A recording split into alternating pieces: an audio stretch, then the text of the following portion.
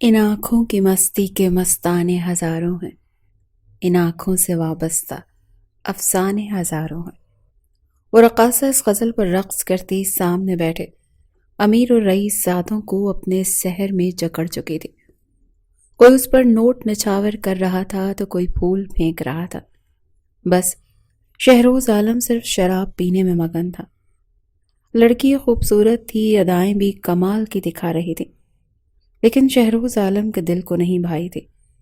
وہ نشے میں چور تھا، ابھی رقص چل ہی رہا تھا کہ وہ اٹھ کر کھڑا ہوا، سامنے بیٹھی ہوئی سلمیٰ بائی کے پاس آ گیا۔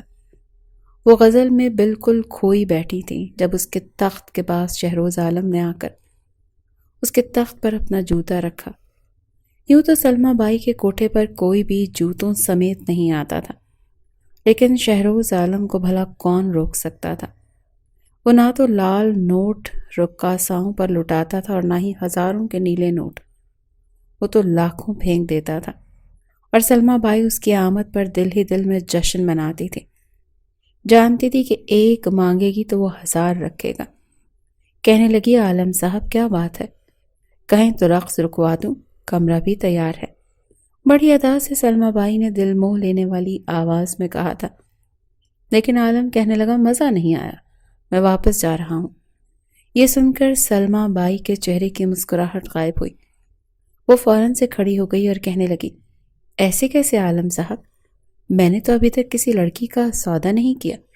آپ تو جانتے ہیں کہ پہلا حق آپ کا ہے، جس لڑکی پر ہاتھ رکھیں گے آپ کے بستر کی زینت بن جائے گی۔ عالم کہنے لگا، نہیں، آج موڈ نہیں ہے۔ پھر جیب سے نوٹوں کی گڈی نکالی اور سلمیٰ بائی کے تخت پر پھینکی اور واپسی کے لیے پلٹ گیا تھا۔ اس سے پہلے کہ بیرونی سیڑھیوں کی جانب جاتا، سیڑھیوں کے برابر میں ہی ایک کمرہ تھا جہاں سے آنے والی سسکیوں نے اس کے قدموں کو روکا تھا۔ وہیں وہ ٹھٹک کر رک گیا۔ اندر سے آنے والی سسکیوں کی آواز اس کے قدموں پر جیسے کوئی زنجیر بن چکی تھی۔ نشے سے چور آنکھوں سے اس نے اس دروازے کو دیکھا، پھر دروازے کو کھولنے کی کوشش کی، لیکن شاید اندر سے کنڈی لگی ہوئی تھی۔ ایسا پہلی بار ہوا تھا کہ سلمیٰ بائی کے کوٹھے کے کسی کمرے کو شہروز عالم نے کھولنے کی کوشش کی ہو اور وہ اندر سے بند ہو۔ اس کا تو ہر دروازہ شہروز عالم کے لیے کھلا رہتا تھا۔ وہاں موجود لڑکیاں شہروز عالم کے آگے پیچھے ہوتی تھیں، لیکن یہ دروازہ اندر سے بند تھا۔ شہروز عالم کے ماتھے پر بل پڑے تھے۔ جب سلمیٰ نے اسے دروازے کے پاس کھڑے دیکھا تو اٹھ کر اس کے پاس آ گئی۔ شہروز عالم کہنے لگا، دروازہ کیوں بند ہے، اور وہ بھی میرے لیے؟ میرے لیے؟ شہروز عالم کے لیے؟ سلمیٰ بائی کیا اپنا کوٹھا بند کروانا ہے؟ سلمیٰ بائی کو تو جیسے جان پر بنی تھی۔ کہنے لگی، نانا سرکار، ایسی باتیں منہ سے مت نکالیے۔ اصل میں نئی نئی لڑکی آئی ہے، آپ تو جانتے ہیں، رونا دھونا تو مچاتی ہیں 4 دن آنسو بہانے کے لیے۔ اسے چھوڑ رکھا ہے، 5ویں دن اسی کا رقص آپ کو دیکھنے کو لیے ملے گا۔ شہروز عالم کہنے لگا، 4 دن کا انتظار کون کمبخت کرے؟ لڑکی کو بولو دروازہ کھولے اور اسے سمجھاؤ کہ میرے لیے کبھی بھی دروازے پر کنڈی نہ لگائے، ورنہ اسے بہت مہنگا پڑے گا۔ سلمیٰ بائی کی تو جیسے رنگت فک پڑی تھی۔ کہنے لگی، سرکار آپ ذرا تشریف رکھیے، نئی نئی لڑکی ہے، اسی لیے اکڑ بہت دکھا رہی ہے۔ عالم کہنے لگا، پھر تو رات گزارنے کا مزہ آئے گا، کہو اس کے کہ دروازہ کھولے، آج رات اسی کے ساتھ گزاروں گا۔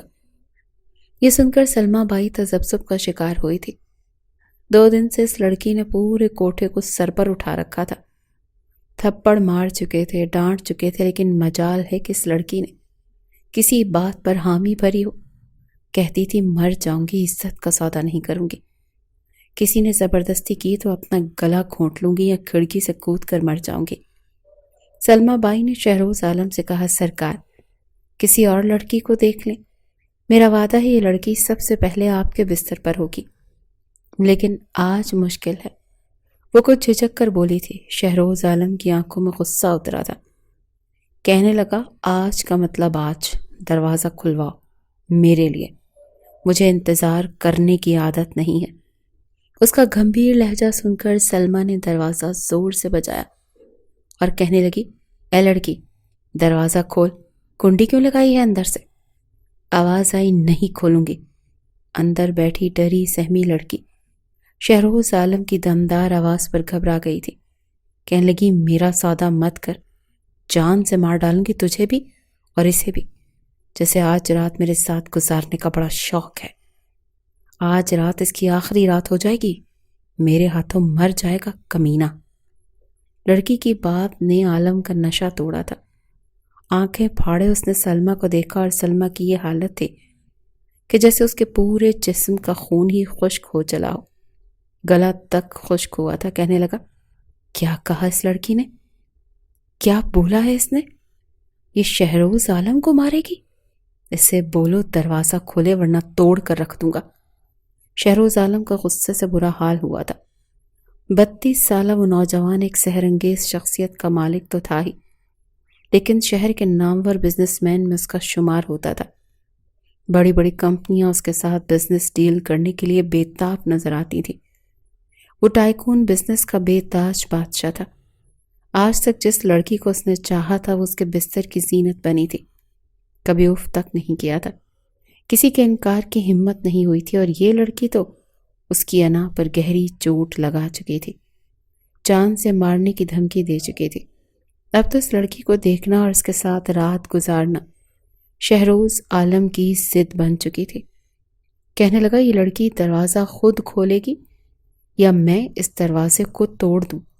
سلمیٰ نے پھر سے دروازہ کھٹکھٹایا۔ کہنے لگی، دروازہ کھول ورنہ تیرا وہ حال کروں گی کہ اپنی شکل نہیں پہچان پائے گی۔ لیکن اس لڑکی نے دروازہ نہیں کھولا۔ شہروز عالم نے چٹکی بجائی۔ کہنے لگا، جاؤ یہاں سے، اب میں جانوں اور یہ لڑکی۔ جھٹکے سے شہروز عالم نے اس کی لکڑی کے پرانے سے دروازے پر لات ماری جو 2 پٹ کا تھا۔ چھٹ سے دروازہ کھل گیا تھا۔ وہ کمرے کے اندر داخل ہوا۔ کانچ فرش پر بکھرا ہوا تھا۔ شاید اس لڑکی نے کمرے میں موجود کانچ کی ہر چیز کو توڑ ڈالا تھا۔ اپنے پاؤں میں پہنے شوز سے اس نے اپنے راستے میں آنے والے کانچ کو پرے کیا۔ اندر آیا، دروازہ بڑی زور سے بند کیا اور اوپر کی چٹخنی لگائی، کیونکہ نیچے کی لگی ہوئی کنڈی تو وہ توڑ چکا تھا۔ پورے کمرے میں سامان بکھرا پڑا تھا۔ چادر کہیں گری ہوئی تھی، تکیے کہیں، اور سسکیوں سے وہ لڑکی بیڈ کی دوسری جانب زمین پر بیٹھی رو رہی تھی۔ بیڈ کے گدے کو اس نے اپنے ہاتھوں سے دبوچ رکھا تھا۔ اس کی دودھیا رنگت کے ہاتھ دیکھ شہروز عالم کا دل یک بارگی سے دھڑکا تھا، مچلا تھا، بے تاب ہوا تھا۔ وہ ایک حسن پرست نوجوان تھا۔ خوبصورت لڑکیاں اس کی سب سے بڑی کمزوری تھی۔ گورے گورے حسین ہاتھوں پر لگی ہوئی سرخ رنگ کی نیل پالش اس لڑکی کے ہاتھوں کی خوبصورتی کو مزید بڑھا رہی تھی۔ وہ چلتا ہوا بیڈ کی دوسری جانب گیا تو وہ ڈر سے کونے میں چھپنے کی کوشش کر رہی تھی۔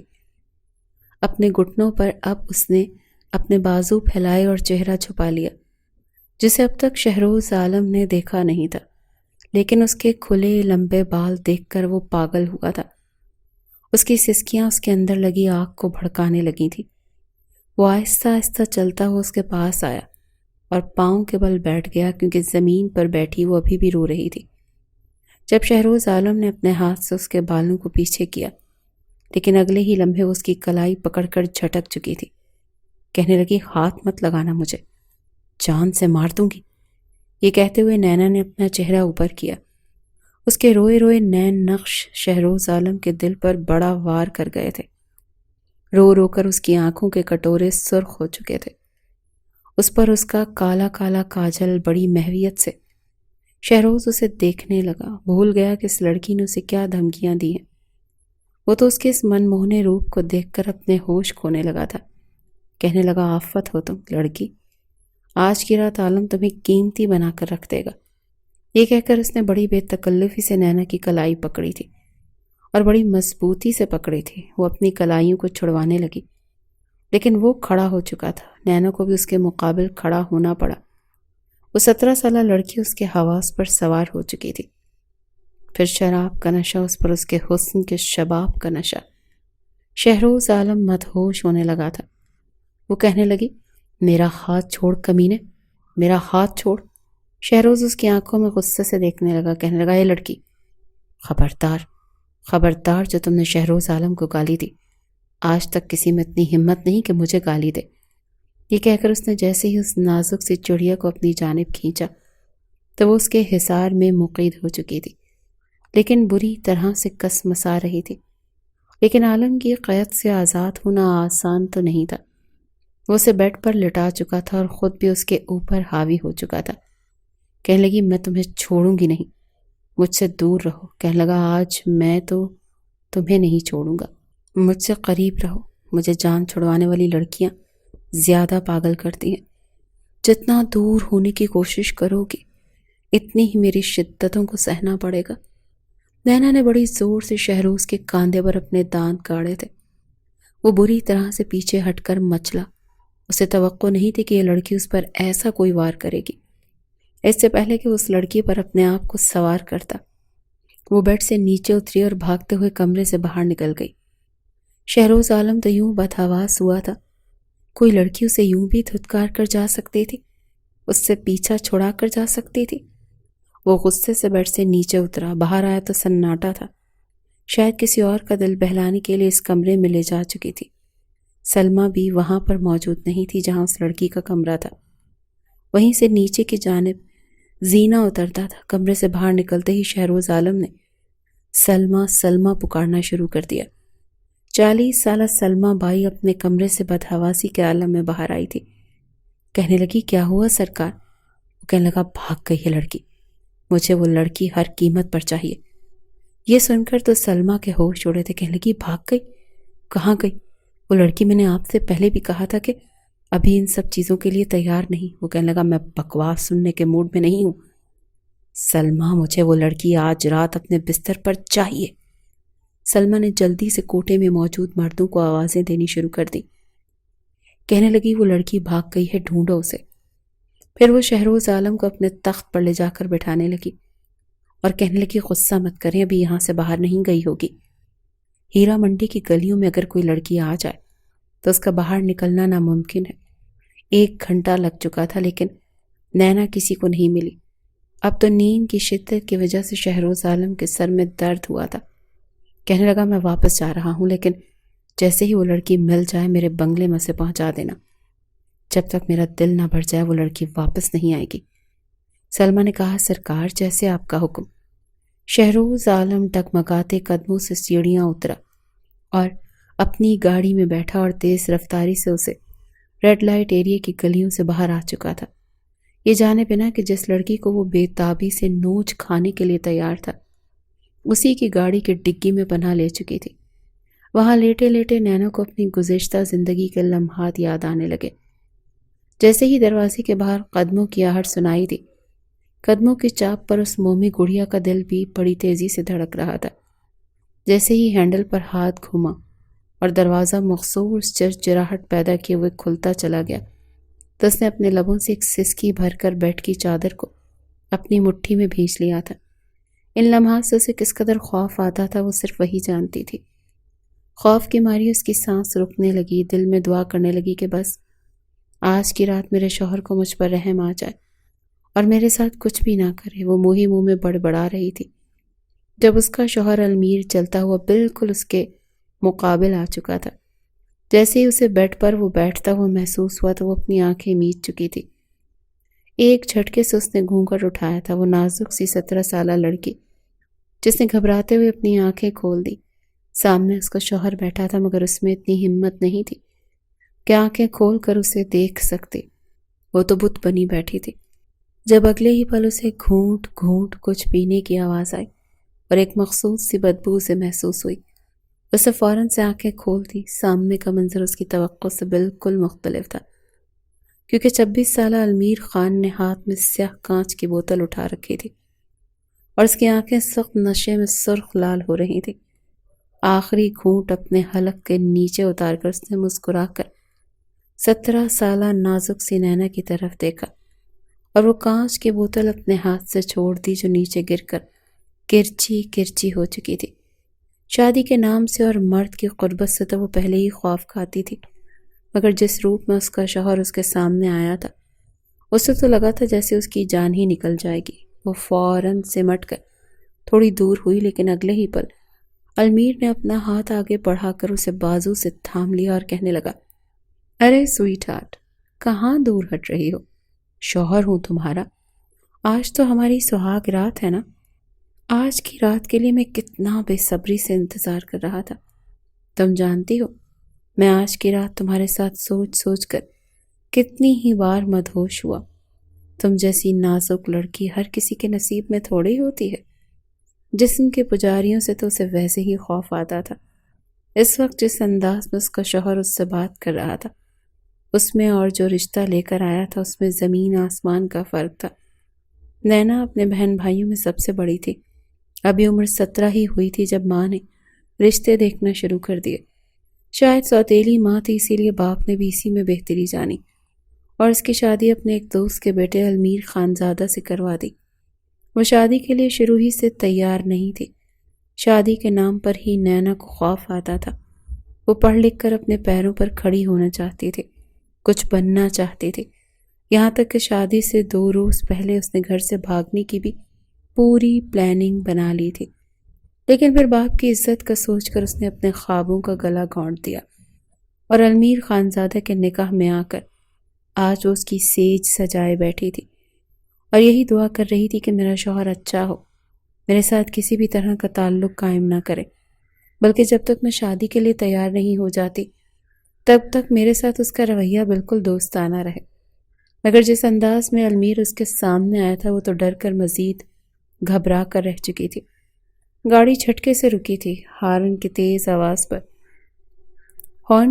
آواز پر حواس میں واپس آئی تھی۔ گاڑی اب بنگلے کے اندر داخل ہو چکی تھی۔ پتہ نہیں کون تھا لیکن اس وقت اس کے لیے ایک مسیحا بن کر آیا تھا۔ گاڑی سے اتر کر شہروز عالم نے بڑی زور سے گاڑی کا دروازہ بند کیا۔ چوکیدار سے کہنے لگا اپنے کوارٹر میں جا کر سو جا۔ یہ کہہ کر وہ لاؤنج کے اندر جا چکا تھا جب ڈگمگاتے قدموں سے وہ اپنے کمرے میں داخل ہوا اور بیڈ پر لیٹ کر سو گیا۔ ایک ملازم آیا جس نے اس کے جوتے اور موزے اتارے تھے اور ایک طرف رکھ کر کمرے کا اے سی آن کیا اور اس کے اوپر کمفرٹر دے کر چلا گیا۔ تمام ملازمین اپنے اپنے کمروں میں جا چکے تھے۔ ویسے بھی آدھی رات گزر چکی تھی۔ ڈگی کا دروازہ ویسے بھی لاک ہو چکا تھا، لیکن ڈگی سے وہ پچھلی نشست تک پہنچی۔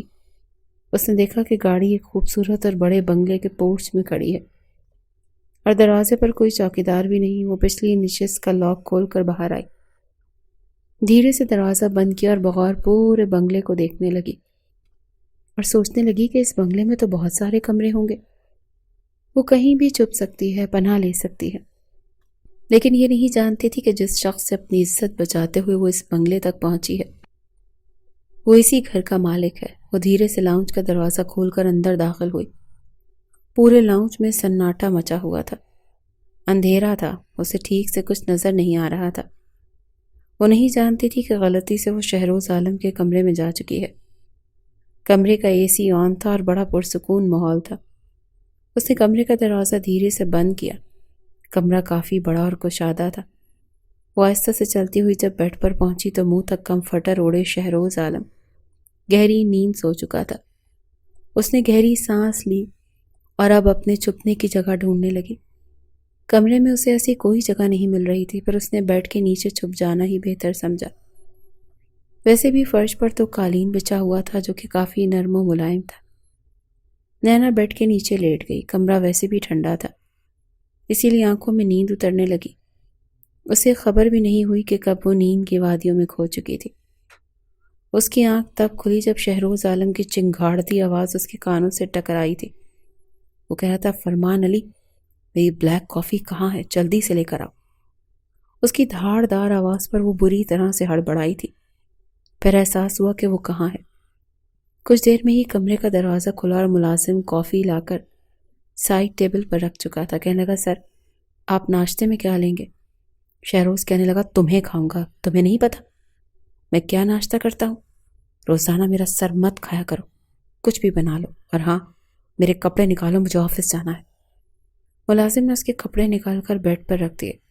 کافی پینے کے بعد وہ واش روم جا چکا تھا اور ملازم کمرے سے باہر۔ وہ یہ سوچ رہی تھی کہ اب وہ کیا کرے۔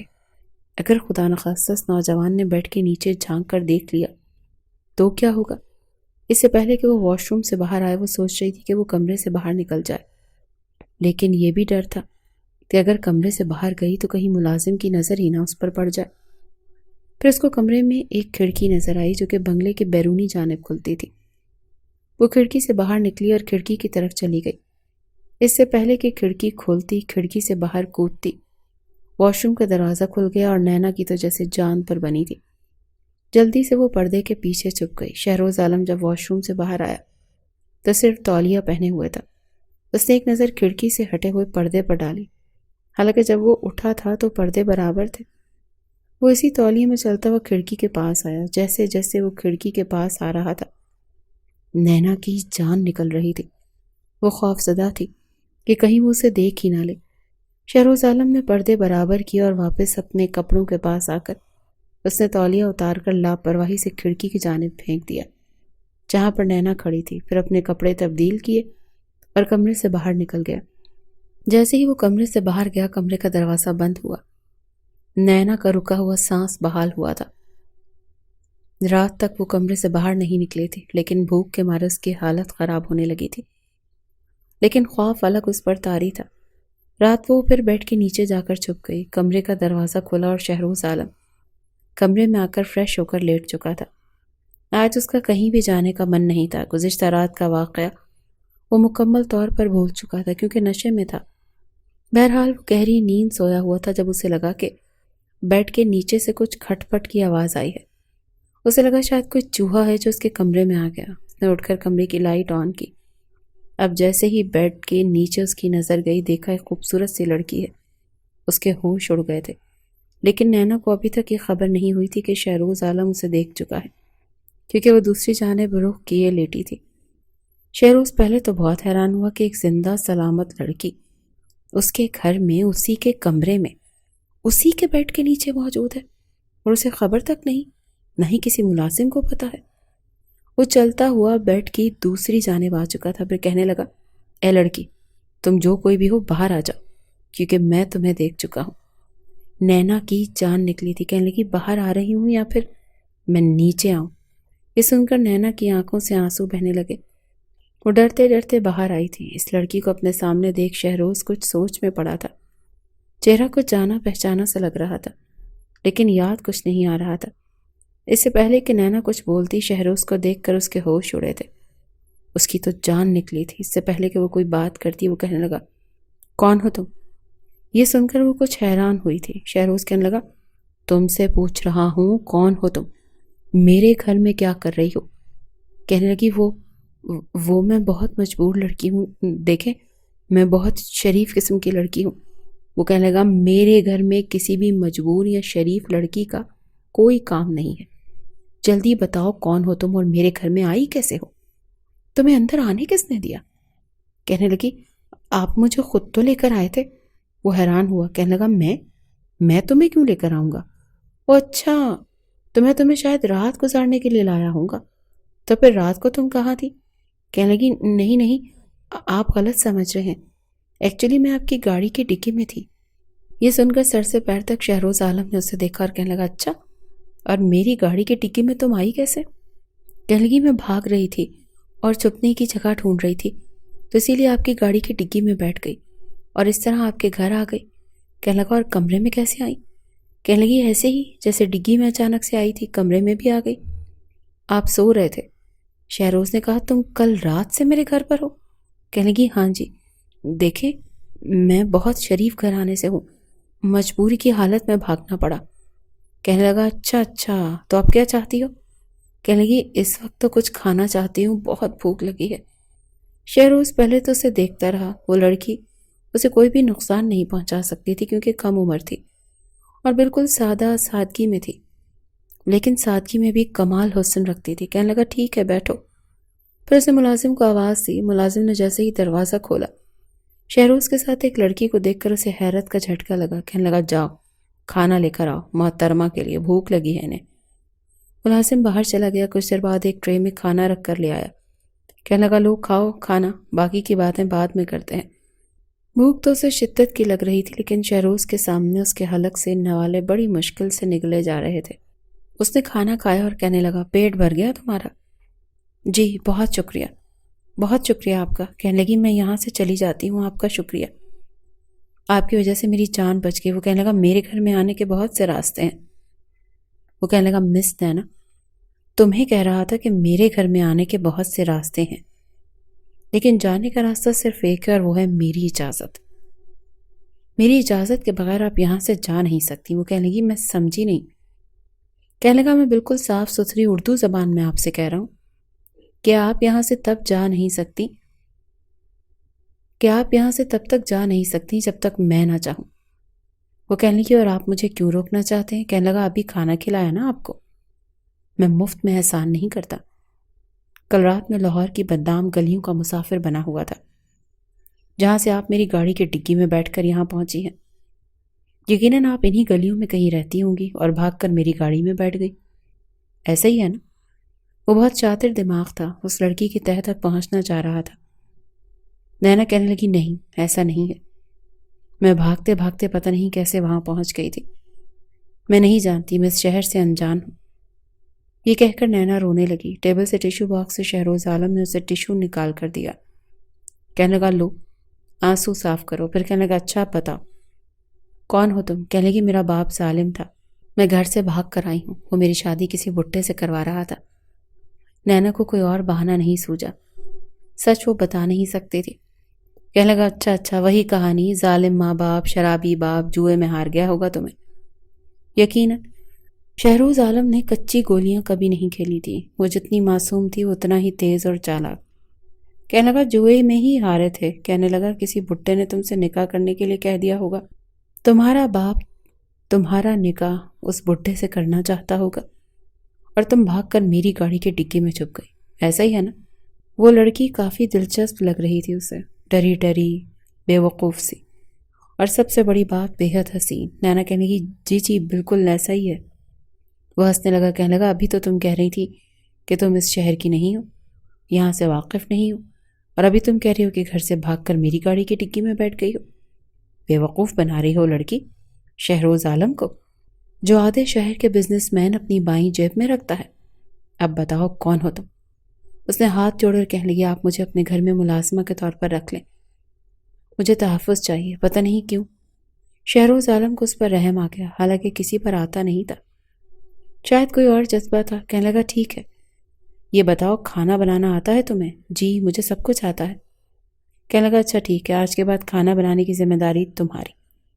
اسے کیوں گھر پر رکھ چکا تھا یہ بات وہ نہیں جانتا تھا، حالانکہ اس کا کوک بہترین کھانے بناتا تھا، اس کی پسند کی چیزیں اس کے ٹیسٹ کے مطابق بناتا تھا۔ اسے کسی بھی کھانا بنانے والی لڑکی کی ضرورت نہیں تھی، لیکن پھر بھی وہ نینا کو اپنے گھر پر رکھ چکا تھا۔ پھر کہنے لگا چلو آؤ تمہیں تمہارا کمرہ دکھا دوں۔ نینا نے سکون کا سانس لیا، وہ اس کے ساتھ ہی کمرے سے باہر آئی۔ اپنے برابر والے کمرے کا دروازہ شہروز نے کھولا۔ کہنے لگا یہاں جا کر سو سکتی ہو۔ چاہتا تو اسے کوارٹر میں رکھ سکتا تھا، لیکن اپنے برابر والے کمرے میں جگہ دی ہے کیونکہ اس کے حسن کو دیکھ نیت میں کچھ فطور آیا تھا۔ اس لڑکی کی معصومیت نے اسے بہت متاثر کیا تھا۔ بہرحال نینا نے کمرہ بند کیا، لاک کیا اور گہری سانسیں لینے لگی۔ شکر ہے جان چھوٹی، بہت تیز شخص تھا، لیکن یہ شکر ہے کہ اس نے اسے کام پر رکھ لیا تھا۔ نینا سونے کے لیے لیٹ چکی تھی۔ شہروز عالم آفس تو جا چکا تھا، لیکن اس کے باوجود بار بار اس کے سامنے وہ سراپا آ رہا تھا۔ وہ سمجھ نہیں پا رہی تھی کہ اس نے اس لڑکی کو آخر کہاں دیکھا تھا، کیونکہ پہلی بار ہی اسے دیکھنے کے بعد شہروز عالم کو یوں لگا جیسے یہ لڑکی پہلے بھی اس کے سامنے آ چکی ہے، وہ اس کی جھلک دیکھ چکا ہے، لیکن اسے یاد نہیں آ رہا تھا کہ آخر کہاں۔ وہ اپنے ذہن کو زور دے رہا تھا کہ جب ایک بار پھر وہ لڑکی اس کے حواسوں پر چھانے لگی جو کھلے بالوں کے ساتھ اسے سلمہ بائی کے کوٹھے پر دکھائی دی تھی۔ وہ ایک گہری سانس خارج کر کے ذہن جھٹک کر لیپ ٹاپ کے بورڈ پر انگلیاں چلانے کی کوشش کرتا، لیکن اسے سامنے اسکرین پر بھی وہی لڑکی دکھائی دے رہی تھی جس نے اپنے دانت اس کے کاندھے پر کاٹ دیے تھے۔ شہروز عالم کے لیے کام کرنا مشکل ہو چکا تھا، دل میں عجیب سے تار چھڑ چکے تھے۔ اس نے کام وہیں پر چھوڑا اور ایک میٹنگ اٹینڈ کرنے کے بعد سیدھا گھر آ چکا تھا۔ اس وقت نینا کچن میں کھڑی تھی، پورے گھر کا جائزہ تو وہ پہلے ہی لے چکی تھی۔ اتنا بڑا محل نما گھر دیکھ اس نے ایک انگڑائی سے بھری تھی اور کہنے لگی کہ آج سے پہلے تو ایسے گھر صرف ڈرامے میں ہی دیکھے تھے، کہاں کسے خبر تھی کہ کبھی یہ عام سی نینا ملک اس گھر میں بھی آ سکتی ہے، جسے باہر سے دیکھ کر ہی وہ ایک ٹھنڈی سانس بھر دیا کرتی تھی۔ وہ کچن میں آئی تو سامنے ہی خان سامہ کھڑا تھا۔ اس سے پوچھنے لگی آج کیا بنانا ہے؟ خان سامہ بتانے لگا کہ سر رات کے کھانے میں سٹیم روسٹ کھانا بھی پسند کرتے ہیں، اور اس کے ساتھ ان کے لیے اگر چپاتی کے ساتھ کوئی سبزی بنی ہو تو خوش ہو کر کھاتے ہیں۔ وہ اگلے ہی پل حیرت سے کہنے لگی یہ امیر لوگ بھی چپاتی اور دال سبزی کھاتے ہیں کیا؟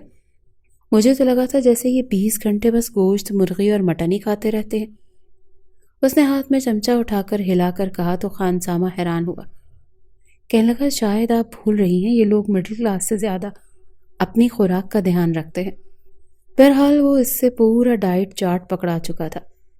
17 سالہ لڑکی خوشی خوشی وہ ڈائٹ چارٹ پکڑ چکی تھی، لیکن کھانا کیسے بنانا اس کے بارے میں تو اسے کوئی علم ہی نہیں تھا۔ وہ اس کے سامنے اپنی بے عزتی بھی نہیں کروانا چاہتی تھی، اسی لیے جیسے تیسے ہاتھ چلاتی اس نے کھانا بنانا شروع کر دیا۔ وہیں اچانک سے شہروز عالم کو گھر دیکھ کر باقی ملازم بھی الرٹ ہو چکے تھے۔ اس نے سب کو واپس آتے کوارٹرز میں جانے کا کہا اور چلتا ہوا اس کمرے کی طرف آیا جہاں پر نینا رہ رہی تھی۔ کمرہ بالکل خالی تھا، تبھی کچن سے کچھ ٹوٹنے کی آواز آئی۔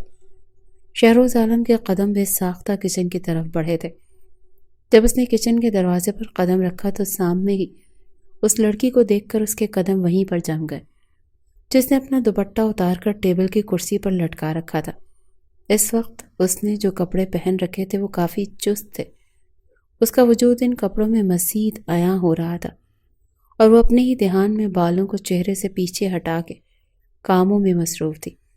جیسے اس کے لمبے گھنے بالوں کو کمر تک پھیلے ہوئے دیکھا تو ایک دم سے شہروز عالم کو وہ لڑکی یاد آنے لگی جو اسے کمرے میں ملی تھی۔ اگلے ہی پل وہ اس کے پیچھے جا کر کھڑا ہو گیا اور بے باک انداز میں اس کے بالوں کو اپنے ہاتھوں میں پکڑ کر اپنی ناک کے قریب لے گیا۔ بالوں کی خوشبو کو سونگھ رہا تھا، وہی خوشبو جو اس رات اس لڑکی کے قریب ہونے پر اسے آئی تھی، وہی خوشبو، وہی تاثر۔ جیسے ہی نینا نے اپنے پاس شہروز عالم کو اس حالت میں دیکھا تو چلا کر وہ پیچھے ہٹی تھی۔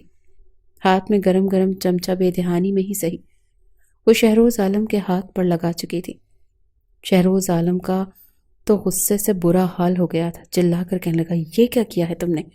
ہاتھ چلا دیا میرا، جانتی بھی ہو کون ہوں میں؟ شہروز عالم اس طرح کی گستاخیاں معاف نہیں کرتا لڑکی۔ وہ دھاڑا تھا۔ وہ گھبراتے ہوئے دونوں ہاتھ سینے پر جوڑ کر رکھے کہنے لگی کہ کیا کر رہے تھے؟ میرے بال کیوں پکڑے تھے؟ گھبراتے ہوئے اس نے سب سے پہلے اپنا دوپٹہ اٹھایا تھا، مگر اس سے پہلے کہ وہ دوپٹہ اوڑھتی شہروز عالم اسے بازو سے کھینچ کر شیلف کے ساتھ لگا چکا تھا۔ دونوں کے بیچ فاصلہ تو بالکل ختم ہی ہو کر رہ گیا تھا۔ اس کے قریب آ کر اس کی آنکھوں میں دیکھ کر کہنے لگا سچ سچ بتاؤ لڑکی، کون ہو تم؟ کہاں سے آئی ہو؟ تم سلمہ بائی کے کوٹھے پر تھی نا؟ وہی لڑکی ہو نا تم جس کے کمرے میں گیا تھا؟ تمہارے بال، تمہارے وجود سے اٹھ رہی ہے مسحور کن خوشبو۔ شہروز عالم نشے میں تھا، لیکن وہ اتنی جلدی کچھ بھی بھولتا نہیں ہے۔ نینا کی تو ہوائیاں اڑ چکی تھی، وہ لمحات یاد کر کے تو وہ بھی تڑپ چکی تھی۔ گھبرا کر وہ فوراً پیچھے ہٹی اور کہنے لگی نہیں نہیں، آپ کو غلط فہمی ہوئی ہے، میں وہ نہیں ہوں، آپ مجھ سے دور ہٹ کر بات کریں، میرے قریب کیوں آ رہے ہیں؟ میں آپ کے گھر میں نوکر ہوں، آپ کی خریدی ہوئی غلام نہیں، ہٹیں۔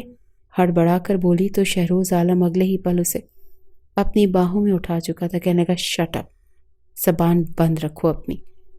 کہاں لے کر جا رہے ہیں آپ مجھے؟ چھوڑیے، نیچے اتاریے، یہ کیا بدتمیزی ہے؟ وہ تو اس جیسے لوگوں سے بچ کر بھاگ گئی تھی، مگر اسے کہاں خبر تھی کہ یہ وہی شخص ہے جو اسے وہاں کوٹھے میں ملا تھا۔ شہروز عالم اسے اٹھا کر بیڈ پر پٹک چکا تھا۔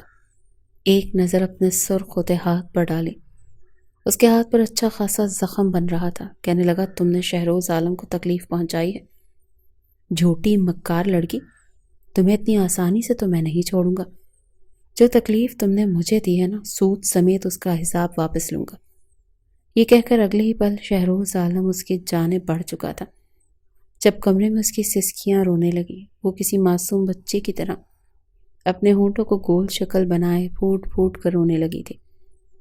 شہروز عالم جو غصے سے لبریز انداز میں اس لڑکی کو شاید موقع تلاش کر رہا تھا کہ اپنی تسکین کا باعث بنائے، اسے بچوں کی طرح یوں روتا دیکھ کر اس کی آنکھیں ایک پل کو پھٹی کی پھٹی رہ گئیں۔ آخر کیوں یہ لڑکی اس کے حواسوں پر بار بار چھا رہی تھی؟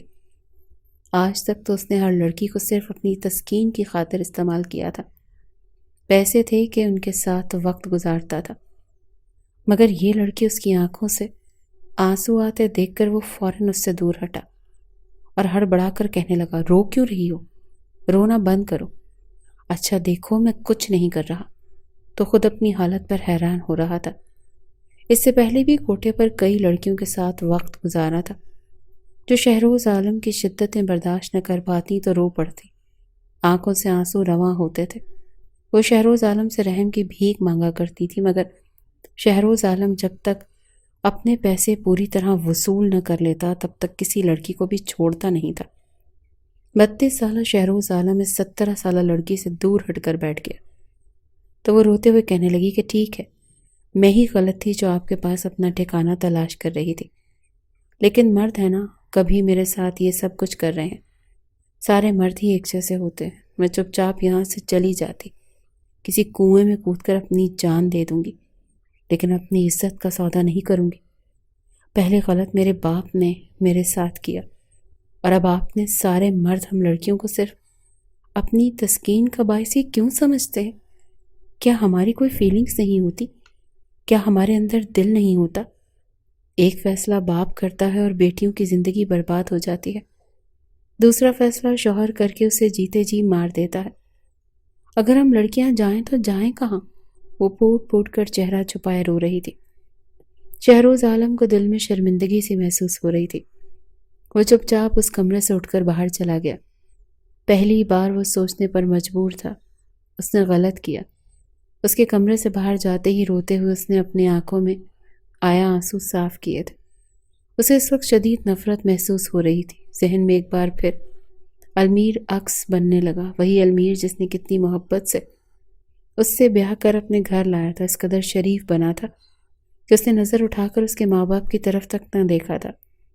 17 سالہ نینو کو جب اس رشتے کے بارے میں بتایا گیا تو وہ پھوٹ پھوٹ کر روئی تھی، لیکن صرف اور صرف اپنے باپ کے فیصلے کے آگے وہ سر جھکا کر یہ سوچ کر شادی کر لی کہ کم از کم سوتیلی ماں سے تو جان چھوٹ جائے گی جسے صرف اور صرف اپنی سگی اولاد سے محبت تھی۔ نینا کے 2 سوتیلی بہنیں اور ایک بھائی تھا، لیکن انہوں نے کبھی بھی نینا کو اپنی سگی بہن تسلیم نہیں کیا تھا۔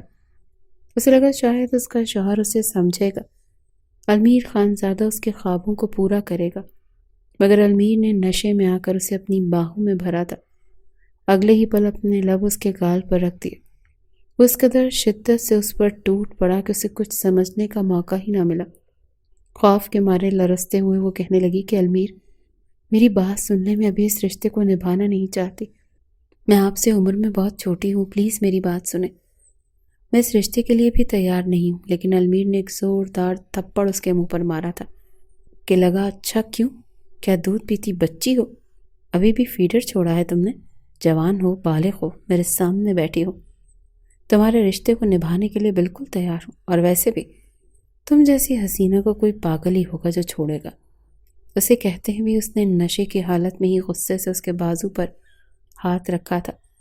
خوبصورت روسی جوڑا وہیں سے بڑھتا چلا گیا، اس کے وجود پر موجود اس لباس کو تار تار کر چکا تھا۔ وہ شوہر تھا لیکن درندگی کا پورا پورا مظاہرہ کر رہا تھا۔ نینا درد سے چلا رہی تھی، چیخ رہی تھی، جب تک اس سے المیر کا جہالت والا روپ برداشت نہ ہوا تو وہ رو کر بچاؤ بچاؤ کی آوازیں بھی بلند کرنے لگی، مگر کوئی بھی اس کی پکار سننے والا نہیں تھا۔ نینا کی تو یہ سوچ کر ہی سانس اٹک رہی تھی کہ کیا ساری زندگی اسے المیر خانزادہ کی شہوانیت کے زینے پڑنے کی؟ وہ چند روز میں ہی مرجھا جائے گی۔ اگلی صبح جب اس کی آنکھ کھلی تو وہ کسی پھینکے ہوئے کچرے کی مانند فرش پر پڑی تھی۔ اس کے وجود پر موجود کپڑا جگہ جگہ سے تار تار ہو چکا تھا۔ گزشتہ رات جس طرح کی اذیتوں سے اسے دوچار کیا گیا تھا وہ اس کی روح پر نقش ہو چکے تھے۔ وہ گھبرا کر اٹھی، اپنے وجود کو گھسیٹتے ہوئے واش روم گئی تھی۔ دیوار میں لگے آئینے میں خود کو دیکھ کر اسے اپنے آپ سے ہی گھن آنے لگی تھی۔ اس کے چہرے اور گردن پر نیل اور زخموں کا نشان تھا۔ ابھی وہ وہاں پر کھڑی تھی کہ دروازے پر دھڑا دھڑ دستک ہونے لگی۔ دروازہ کھولو، کیا کر رہی ہو؟ جلدی نکل کر گھبرا کر اسے جلدی سے اپنا حلیہ درست کیا، کپڑے چینج کیے۔ جیسے دروازہ کھول کر وہ باہر آئی تو اس نے سر سے لے کر پیر تک ایک نظر دیکھا، مسکان چہرے پر سجا کر کہنے لگا، کیسے سج سنور کر آئی تھی میری سیج سجانے کے لیے، اور کیا حالت کر دی میں نے تیری، اسی قابل دے دو۔ لیکن جو بے عزتی تیرے باپ نے میری کی تھی نا، وہ اتنی آسانی سے میں بھولوں گا نہیں۔ ابھی تجھے مزید اذیتوں سے دوچار کرنا باقی ہے۔ نینا کی آنکھیں پھٹی کی پھٹی رہ چکی تھی، کہنے لگی، کیا مطلب ہے آپ کا؟ وہ گھبرائی ہوئی تھی جب المیر خان زادہ اگلے ہی پل اپنی کنپٹی کھجاتے ہوئے کہنے لگا، تمہارا باپ سلطان ملک جانتے بھی ہو اس نے کیا کیا تھا؟ میرے اور میرے باپ کے سامنے ہمارے گھر کی عورتوں کو گالی دی تھی۔ کیا سمجھتا تھا کہ اتنے سالوں بعد ہم اپنی بے عزتی بھول کر اس کی بیٹی کو اپنے گھر کی عزت بنائیں گے؟ کیا اتنا گرا ہوا معیار ہو گیا ہمارا؟ اس نے اس وقت گالی دی تھی اور میں المیر خان زادہ اسے سچ کر کے دکھاؤں گا۔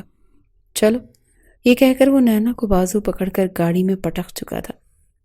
گزشتہ رات کی زخمی ابھی وہ نہیں بولی تھی۔ جب المیر خان زادہ اسے گاڑی میں بٹھا کر لاہور کے بدنام زمانہ گلیوں میں لے آیا، وہ روتے ہوئے کہہ رہی تھی کہ اگر آپ کو کچھ گلا تھا تو میرے باپ سے بات کرتے، بھلا ان سب میں میرا کیا قصور؟ میں تو اس وقت بہت چھوٹی تھی، خدا کا واسطہ میرے ساتھ کچھ بھی غلط مت کیجیے گا۔ مگر المیر اسے بازو سے پکڑ کر کوٹھے پر چھوڑ آیا تھا۔ جیسے ہی نینا نے وہاں پر مغربی لباس پہنے اپنے وجود کی رعنائیاں دکھاتی لڑکیوں کو دیکھا تو وہ کانپ چکی تھی۔ کانپنی میں اس نے کہا، آج دیکھ لیا تھا، گھبراتے ہوئے کہنے لگی کہ نہیں المیر، اس کے علاوہ آپ جو سزا مجھے دیں گے میں قبول کر لوں گی، چاہے آپ ہر رات مجھے اذیتوں سے دوچار کیجیے، لیکن مجھے یہاں مت چھوڑیے، میں مر جاؤں گی، میرے ساتھ ظلم مت کیجیے، میں تو آپ کی عزت ہوں، آپ کی بیوی ہوں۔ مگر وہ اسے دھتکار چکا تھا۔ وہ جا کر پلر سے لگی تھی، سلمہ بائی کے ہاتھ سے پیسوں کی گڈی لیتے ہوئے کہنے لگا، تیرے ساتھ ایک رات گزار کر تجھ پر سب سے پہلے اپنی مہر ثابت کرنی تھی، سو میں نے کر لی۔ اب تو چاہے جتنے مرضی مردوں کی سیج سجا کر بیٹھے، مجھے فرق نہیں پڑتا۔ یہ الفاظ تھے خنجر جو اس کے دل میں کھونپ دیے گئے تھے۔ وہیں فرش پر وہ گر چکی تھی جب دو لڑکیاں اسے پکڑ کر ایک کمرے میں لے گئیں۔ المیر خان زادہ اس کے ساتھ اتنا بڑا کھیل کھیل سکتا تھا، اس نے تو کبھی سوچا بھی نہیں تھا۔ شاید ہی کسی بیٹی کو اپنے باپ سے اتنی نفرت ہو جتنی نینا ملک کو اپنے باپ سے تھی۔ اس کے باپ کا رویہ نہ صرف خاندان میں اپنی بیٹی سے برا تھا، بلکہ باہر کے لوگوں کے ساتھ بھی وہ ویسے ہی تھا۔ وہ اپنے باپ کو اپنا ہیرو نہیں سمجھتی تھی، کیونکہ اس کا باپ ہر ایک سے پنگے لیتا تھا، جان بوجھ کر ہیرا پھیری کرتا، اپنے فائدے کے چکر میں دوسروں کا نقصان کرتا۔ آج اسی کا کیا تھا جو المیر خان زادہ کی صورت میں نینا پر نازل ہوا تھا۔ وہ اپنے باپ کے کیے اس کے سامنے آئے تھے۔ ماضی کی کچھ یادیں اس کے سامنے کھلی کتاب کی طرح آئی تھی۔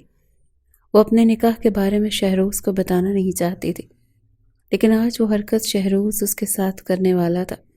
اس کے بعد اس نے سوچ لیا تھا کہ وہ گھر میں اب مزید نہیں رہے گی۔ دھڑلے سے دروازہ کھولے وہ بیرونی دروازے کی طرف بڑھنے لگی، جب ملازم نے اس کا راستہ روکا، کہنے لگا، آپ یہاں سے کہیں نہیں جا سکتی، شہروز سر نے منع کیا ہے کہ آپ کو کہیں جانے نہیں دینا۔ مارے غصے کے اس نے سائڈ ٹیبل پر پڑا ہوا گلدان اٹھا لیا، کہنے لگی کہ چپ چاپ لاؤنج کا دروازہ کھولو ورنہ یہیں پر تمہارا سر پھاڑ کے رکھ دوں گی۔ پھاڑ میں گئے تم اور تمہارا وہ شہروز، اس کے ساتھ جو ہوگا سو ہوگا، لیکن تمہاری بیوی ضرور تمہیں اسپتال کے مردہ خانے میں ڈھونڈتی پھرے گی۔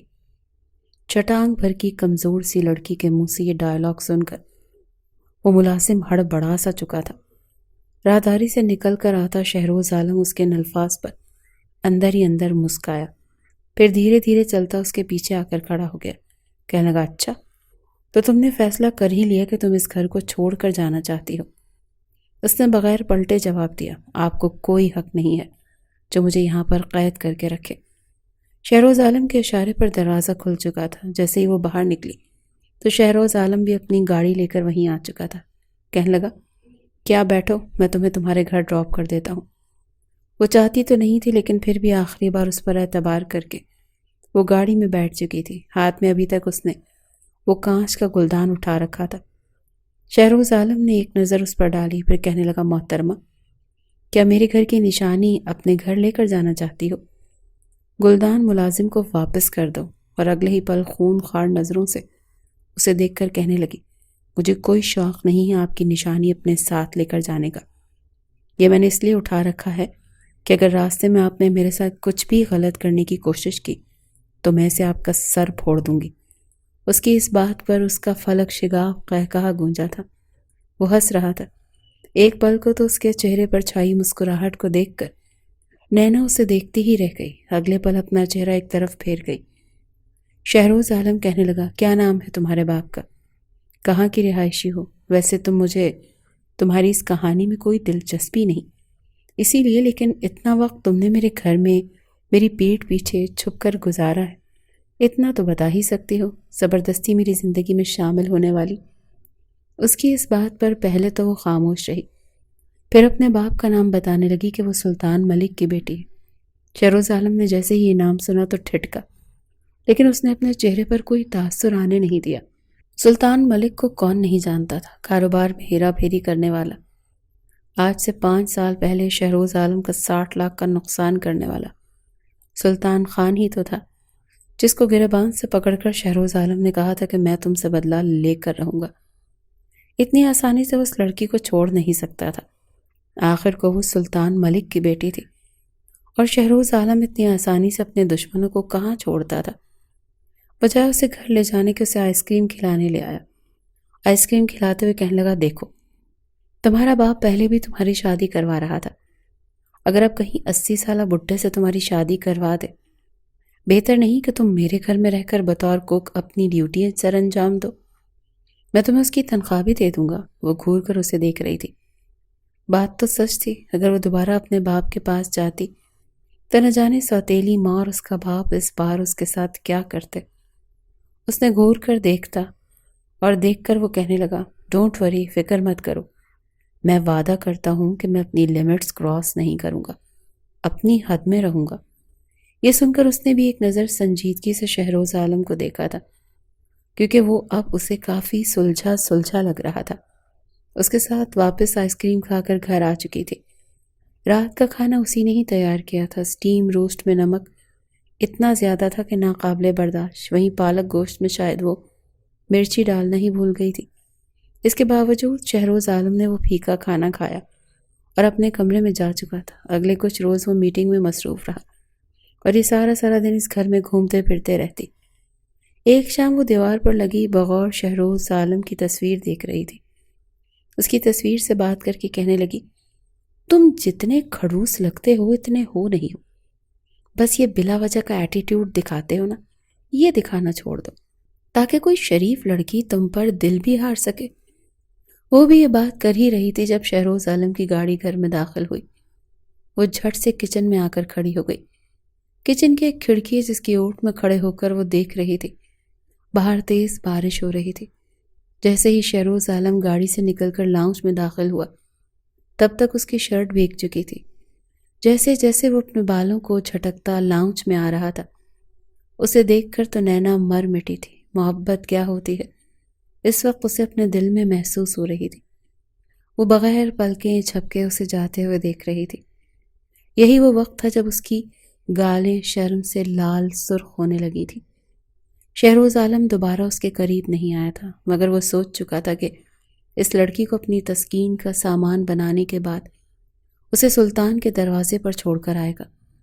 کچھ دیر بعد جب وہ چینج کر کے آیا تو جذبات اس کے بھی بھڑک چکے تھے۔ رومانٹک موسم نے اسے بھی کچھ کر گزرنے پر مجبور کر دیا تھا۔ وہ چلتا ہوا باہر آیا تھا، جہاں پر بیٹھی وہ بارش انجوائے کر رہی تھی۔ وہ کچھ فاصلے پر اس کے پاس آ کر بیٹھ چکا تھا۔ شہروز عالم نے جب اسے اپنے پہلو میں بیٹھے دیکھا تو اس کا فوراً ہاتھ پکڑ لیا۔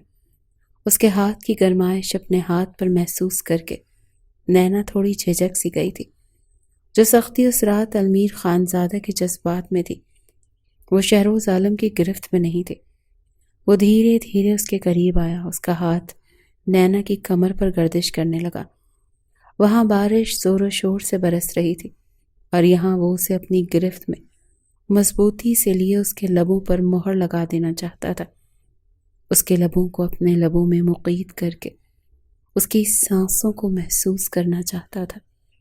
جیسے ہی شہروز عالم نے آگے بڑھ کر کچھ کرنا چاہا، ایک دم سے بجلی گرجی تھی۔ وہ اسے دور ہونا چاہتی تھی لیکن اسے مزید قریب کر گیا۔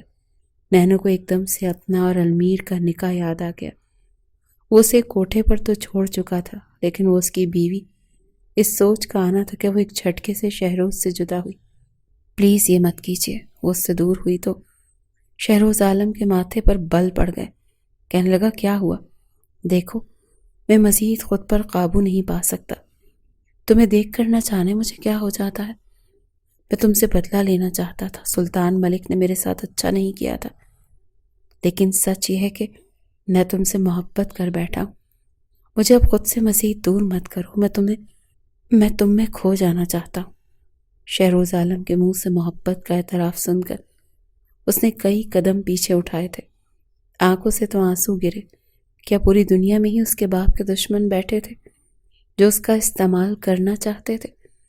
وہ روئے ہوئے وہیں سے قدم پیچھے ہٹائے ہوئے کہنے لگی، مجھے لگا تھا آپ مجھ سے محبت کرنے لگ گئے ہیں، کیونکہ مجھے بھی آپ سے محبت ہو چکی تھی۔